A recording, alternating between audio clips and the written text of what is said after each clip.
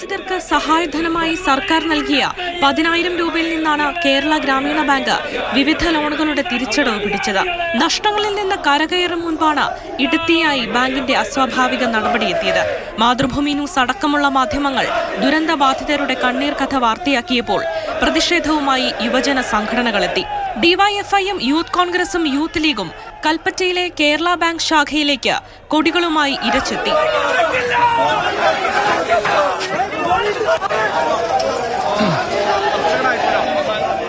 ഇവിടെ എന്താ വെച്ചാൽ ബാങ്കിന്റെ സമീപനം എന്ന് പറയുന്നത് തീർത്തും ഈ വിഷയത്തെ പരിഹരിക്കാൻ വേണ്ടിയല്ല, ന്യായീകരിക്കാൻ വേണ്ടി ശ്രമിക്കുകയാണ്.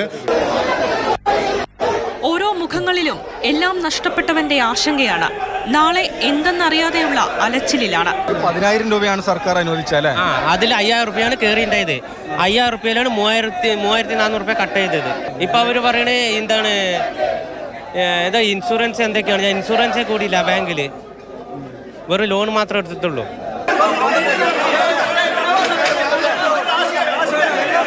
പ്രതിഷേധം കനത്തതോടെ ഒടുവിൽ മനുഷ്യത്വത്തിനു മുന്നിൽ ബാങ്ക് അധികൃതർ മുട്ടുമടക്കി.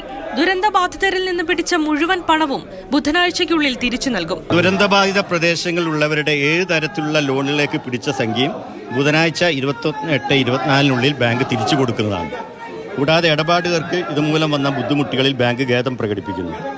തുക തിരിച്ചു നൽകാൻ ഭരണകൂടം ഇന്നലെ തന്നെ നിർദ്ദേശം നൽകിയിരുന്നെങ്കിലും നടപടി ഉണ്ടായിരുന്നില്ല. ഒടുവിൽ എന്നത്തെയും പോലെ പ്രതിഷേധത്തിലൂടെ വിജയം നേടി. ലോണുകൾ എഴുതി തള്ളണമെന്ന തിരുവനന്തപുരത്ത് ചേർന്ന ബാങ്കേഴ്സ് സമിതി യോഗത്തിൽ മുഖ്യമന്ത്രി പിണറായി വിജയൻ ആവശ്യപ്പെട്ടു. ഏതെല്ലാം തലങ്ങളിലാണോ അനുമതി വാങ്ങേണ്ടത് ആ അനുമതി വാങ്ങിക്കൊണ്ട് ഈ പ്രദേശത്തെ കടം പൂർണ്ണമായി ഓരോ ബാങ്കും എഴുതി തള്ളുന്ന നിലപാട് സ്വീകരിക്കണം. അതിജീവനം വാക്കുകളിൽ ഒതുക്കാതെ ഇനിയെങ്കിലും പ്രവർത്തിച്ചു കാണിക്കണമെന്നാണ് കേരളത്തിന്റെ അപേക്ഷ. മാതൃഭൂമി ന്യൂസ്, വയനാട്.